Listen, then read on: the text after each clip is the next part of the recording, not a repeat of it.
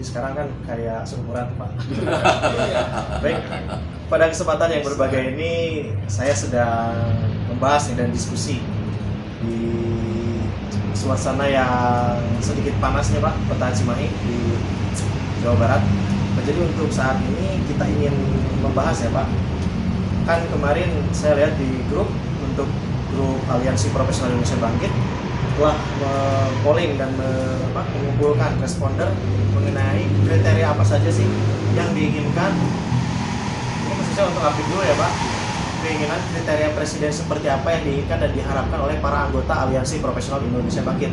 Nah, pada kesempatan ini saya sudah mengumpulkan petinggi-petinggi DPP Apip Aliansi Profesional Indonesia Bangkit. Di sebelah saya ada Pak Sekjen, Pak Alan Sahar Rahab, Kolonel Purnawirawan, sekaligus pengacara juga ya, SHM. Sebelahnya di tengah ada Bapak Dr. Insinyur Mehmet Hakim MM, beliau Ketua Umum DPP Aliansi Profesional Indonesia Bangkit. Selanjutnya ada Bapak Maijen Purnawirawan TNI Dedi S. Budiman sebagai salah satu ketua juga di bidang pertahanan dan keamanan Republik Indonesia di DPP Aliansi Profesional Indonesia Bangkit. Nah, jadi kita langsung saja ya Pak. Ini kan udah hampir setahun ya Pak melemparkan responden pertanyaan-pertanyaan mengenai kriteria apa saja sih yang diinginkan untuk menjadi atau keinginan presiden atau pemimpin seperti apa sih yang cocok untuk Indonesia saat ini. Nah, saat ini barangkali mau langsung dibacakan dulu Pak atau bagaimana? Nanti saya jelasin. Ini saat ini mau langsung dibacakan dulu. Dijelaskan dulu. Silakan Pak. Terima kasih Kang Restu dan sahabat-sahabat Apip di seluruh Indonesia. Jadi hampir setahun ini Apip menyelenggarakan atau sedang mengupayakan presiden seperti apa sih yang kita inginkan, itu idealnya begitu. Dan akhirnya setelah sekian lama, hampir setahun, kita mendapatkan format presiden yang memenuhi syarat. Ada 13 kriteria dasar dan 13 kriteria khusus ya, dengan nanti akan dibacakan oleh Pak Alan. Tapi yang jelas bahwa kriteria ini untuk menyaring para pemimpin yang pantas duduk atau pantas memimpin bangsa Indonesia ke depan ya. Ini kan calon, kalau yang sekarang sudah ada ya, kita ingin yang akan datang itu seperti ini ya, nanti akan dibacakan. Saya kira barangkali itu aja yang ini kan. Jadi bagaimanapun Aliansi Profesional Indonesia Bangkit itu mempunyai pemikiran ke depan untuk bangsa Indonesia. Mungkin ini salah satu sumbangsih Apip untuk negara dan bangsa ini. Luar biasa sekali yang tadi disampaikan oleh Pak Mehmet Hakim. Semoga sebentar lagi yang akan dipaparkan kriteria presidennya atau pemimpinnya bisa kita dengarkan dulu untuk kita nanti bahas lagi. Silakan langsung Pak Alan. Baik, Kang Restu, rekan-rekan Apip se-Indonesia dan masyarakat Indonesia, kami akan bacakan dua penting kriteria dasar dan kriteria khusus. Yang pertama, kriteria dasar. Satu, ya, seorang presiden itu adalah warga Indonesia asli, ya, warga Indonesia asli. Yang kedua, beragama Islam. Ketiga, fasih membaca dan paham isi Al-Quran. 4. Amanah, bukan pembohong, serta memuliakan ulama dan menghormati, melindungi agama lainnya. 5. Anti komunis. Ya, sekali lagi, poin 5, anti komunis. 6. Pendidikan minimal akademi. 7. Jujur dan tidak atau anti korupsi. Ya, anti korupsi. 8. mampu menyatukan rakyat Indonesia. 9. Berani memutuskan dan berjuang untuk kepentingan rakyat kebanyakan. 10. Fasih berbahasa Indonesia dan bahasa Inggris minimal. 11. Pandai berpidato. 12. Tidak pernah dan tidak akan membuka hubungan dengan negara Israel selama negara Israel menduduki Palestina. 13. Faham tentang Pancasila, pembukaan Undang-Undang Dasar 45 dan wawasan Nusantara. Selanjutnya yang kedua, kriteria khusus. Yang pertama, bersedia mengeluarkan dekret presiden untuk kembali ke Undang-Undang Dasar 45 yang asli dan memegang teguh Pancasila yang ditetapkan pada tanggal 18 Agustus 1945. Yang kedua, bersedia memproses dan membubarkan partai politik yang terlibat KKN yang tidak sesuai dengan Pancasila dan Undang-Undang Dasar 1945. Ketiga, bersedia bersedia memproses pemilu sesuai Pancasila dan Undang-Undang Dasar 1945. Menyelenggarakan. Ulangi, yang ketiga, bersedia menyelenggarakan pemilu sesuai dengan Pancasila dan Undang-Undang Dasar 1945. Asli. Sesuai ditetapkan pada tanggal 18 Agustus 1945. 5. Bersedia melakukan nasionalisasi perusahaan asing menjadi aset BUMN dan BUMD dan membatalkan seluruh kontrak bisnis dengan Cina serta membatalkan proyek obor dan melimpahkan tanggung jawab kepada yang menandatanganinya. 6. Berani memutuskan hubungan diplomatik dengan negara Cina. 7. Mengembalikan semua tenaga kerja Cina yang bekerja di perusahaan Cina maupun di perusahaan nasional. 8. Bersedia melindungi rakyat pribumi dengan mendukung anggaran 80% anggaran untuk pribumi. 9. Bersedia mengembalikan PP nomor 10 tahun 1959 tentang izin usaha dan kepemilikan tanah etnis Cina. 10. Mau dan berani menegakkan dasar negara berdasarkan ketuhanan yang Maha Esa. 11.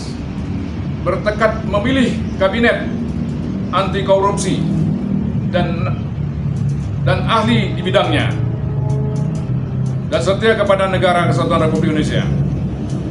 12. Bersedia mengundurkan diri kalau rakyat tidak mempercayainya atau gagal.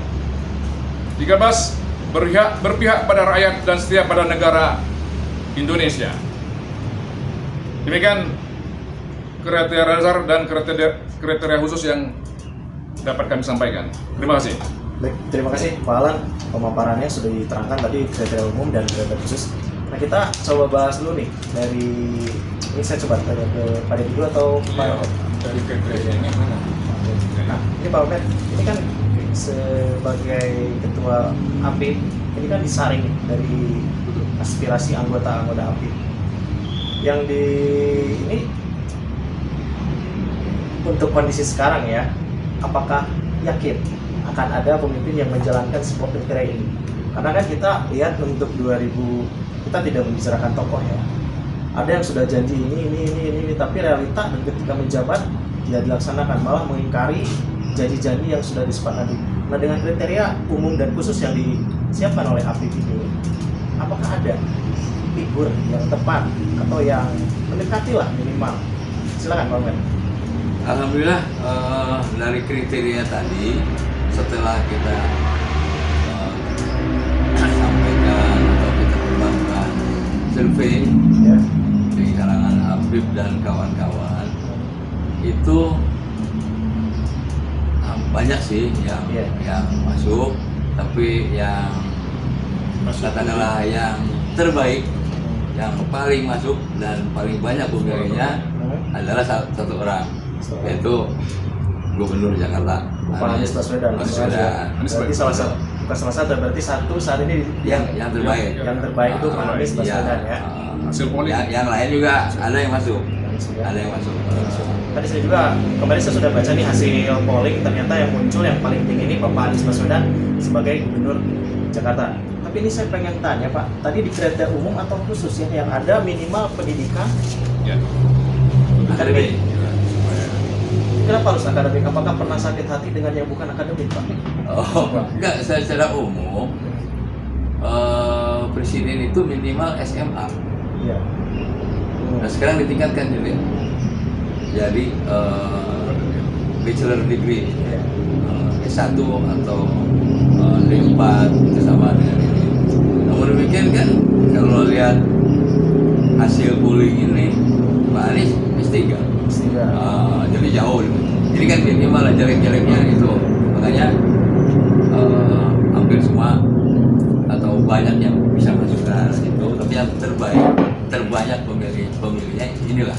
Nah, terus untuk tadi yang tentang bahasa ya, ada bahasa Inggris ya, bahasa Inggris. Berarti yang tidak bisa bahasa Inggris mungkin untuk Apip tidak bisa. Nggak bisa ya. Mutlak. Sebelum kepada ini Pak Ahmed terakhir, tadi kan memutuskan hubungan diplomatik dengan Cina Pak. Sekarang kan Cina itu satu benua dengan kita ya, dan ekonominya sekarang sudah head to head dengan Amerika lah, katakanlah negara adidaya. Pertimbangannya apa? Kenapa harus memutuskan diplomatik dengan Cina Pak? Kita itu punya undang-undang nomor 27 tahun 99 yang menyatakan bahwa Indonesia dilarang Pemerintah Indonesia.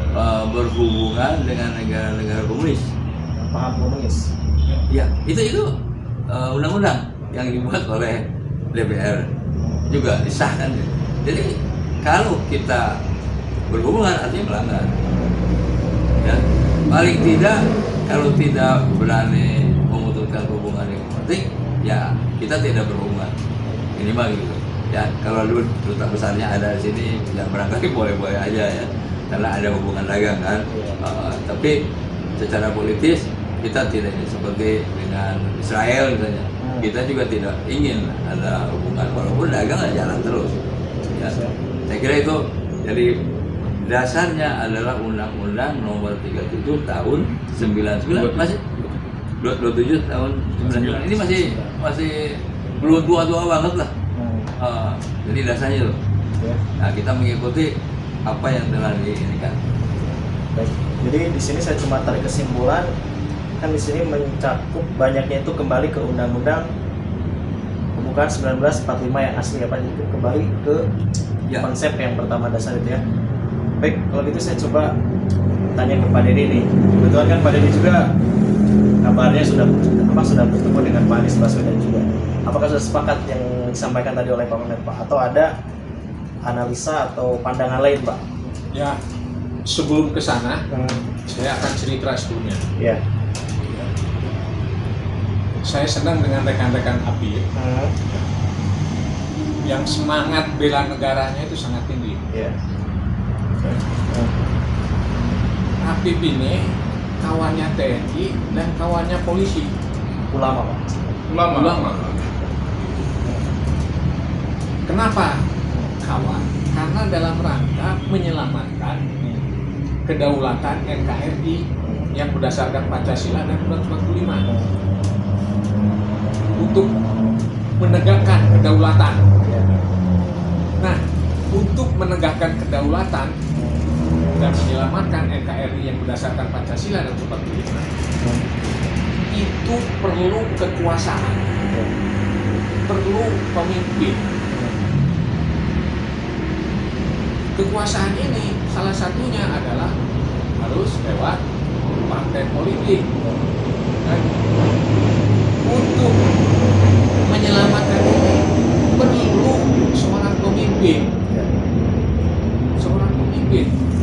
Tadi alhamdulillah kriteria kriteria pemimpin sudah ditemukan. Ya, berdasarkan wawasan, pikiran, ketemulah sekian. Hasil polling dari teman-teman ditemukanlah yang paling banyak Pak Anies Baswedan. Nah, itulah saya bilang, untuk menyelamatkan NKRI perlu pemimpin. Perlu diingat, jangan sampai ketinggalan kereta api. Gitu ya.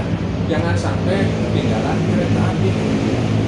Jangan sampai kereta api ini sudah diborong oleh yang tidak memenuhi syarat tadi. Kriteria tersebut. Ya. Nah, dengan adanya kriteria, dengan adanya hasil polling ketemu Pak Anies Baswedan, Ya. kita harapkan rakyat segera mengenal beliau, segera menjemput beliau, segera merangkul beliau, segera di belakang beliau, gitu kan? Segera partai politik juga meminang beliau dalam rangka menyelamatkan NKRI. Inilah temannya tentara, TNI dan polisi Ulama. dan ulama, dan temannya TNI, ulama dan polisi dalam rangka menegakkan kedaulatan NKRI dari ancaman yang paling penting adalah ancaman neokomunisme. Kemarin saya juga sudah berbicara bahwa untuk perkembangan geografi, demografi, dan kondisi sosial harus dipentelengin terus Ya. oleh prajurit TNI, termasuk oleh teman-teman APIP. Ya. Gitu. Alhamdulillah, APIP sudah mentelengin geografi, demografi, dan kondisi sosial. Tadi kan udah dilihat geografi, wah TKA udah banyak. Nah kalau udah banyak TKA, ya bahaya kan, bahaya. Makanya udah selesai, usir. Begitu. Setuju, Pak. Emang harus diusir, Pak? Ah. Setuju, Pak. Geografi, ya tadi kan demografi daerah, geografi. Lahan ini udah 90% dikuasai oleh mereka. Nah, itu kan akan berpengaruh, berimplikasi ke dalam sistem pertahanan, Sishanta, Ya. dan tugas pokok TNI. Nah, untuk itu TNI, Polri, APIP sebaiknya kita bersatu, bareng-bareng, para santri ulama.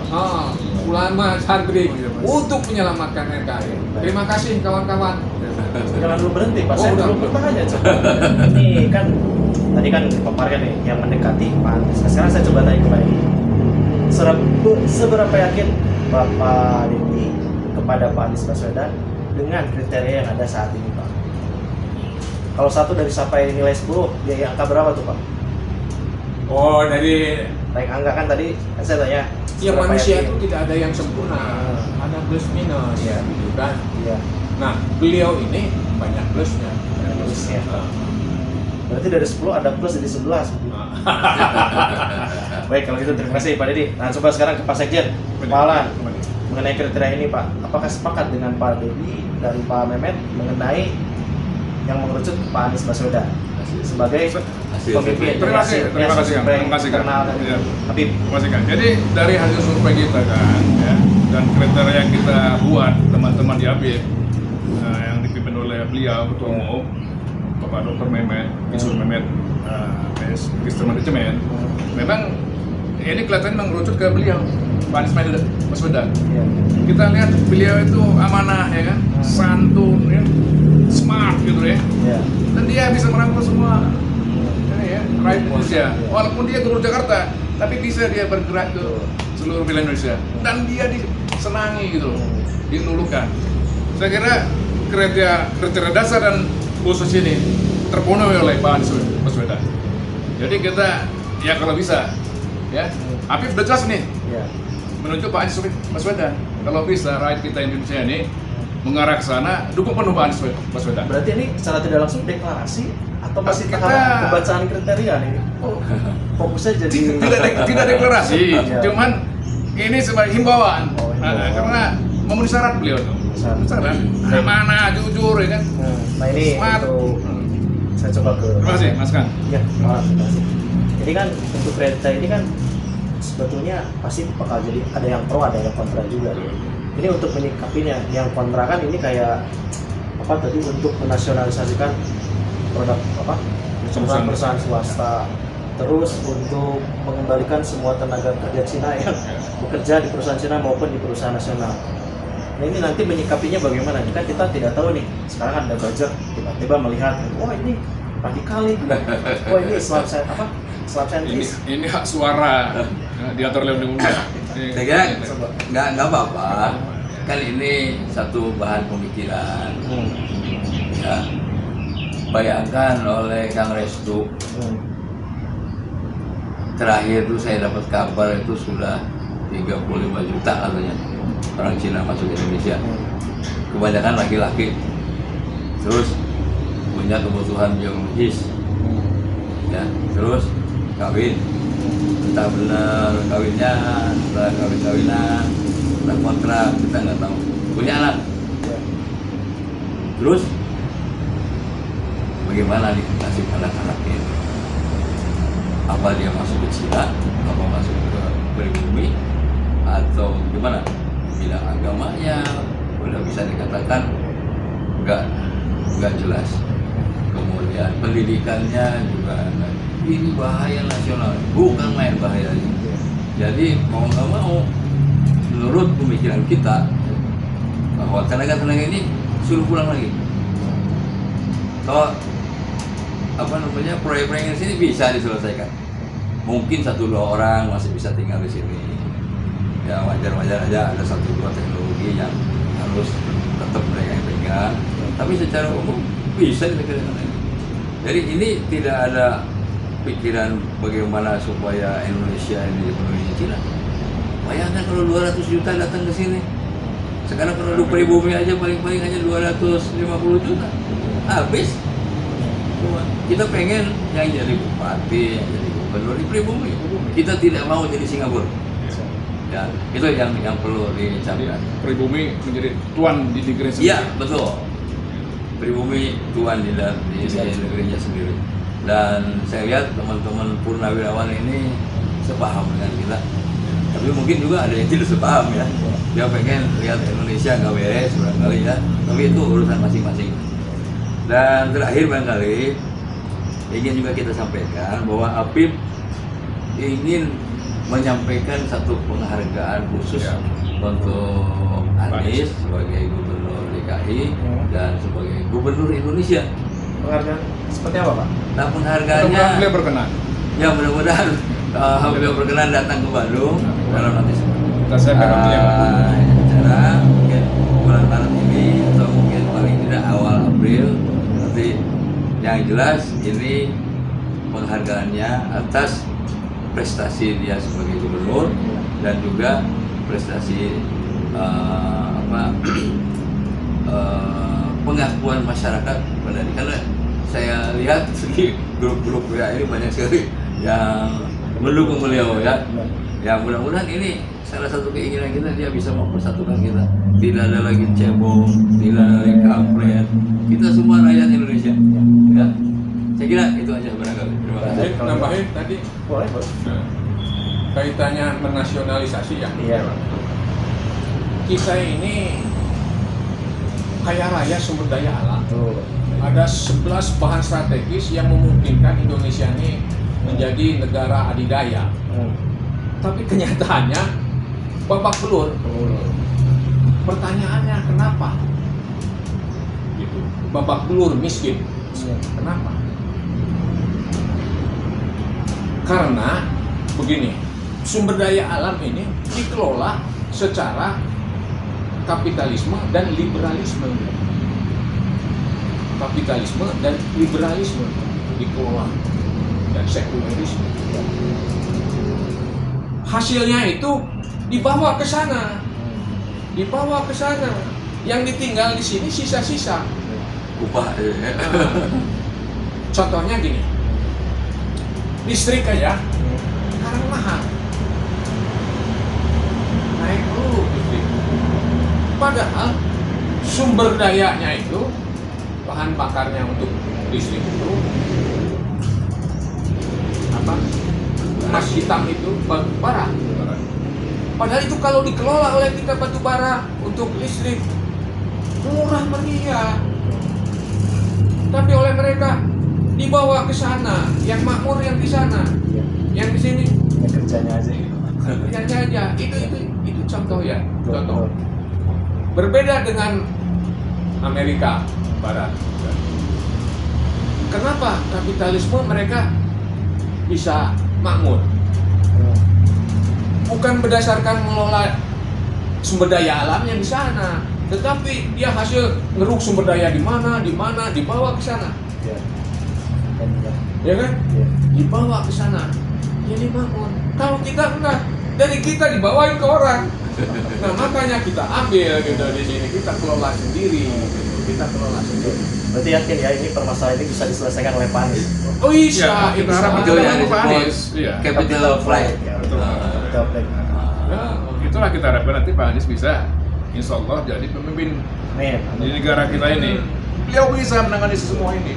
Terus Selalu didukung oleh yang lain-lain ya, para hasil dari ahlinya. sini dolarnya ditaruh Nah. di luar, bukan di sini. Ya. Coba kalau ditaruh di sini dolarnya bisa dimanfaatkan oleh kita, ya kan gitu. Ini ditaruhnya sana di sana. Kita harus siap menerima uang gitu ya, Pak. Baik. Nah untuk Pak Alan nih, Ya, Pak. tadi kan mungkin Pak Alan pengen ngejawab nih respon reaksi ini kan ini kalau saya pribadi bilangnya ini keras nih ya. Ya termasuk. Kira-kira itu.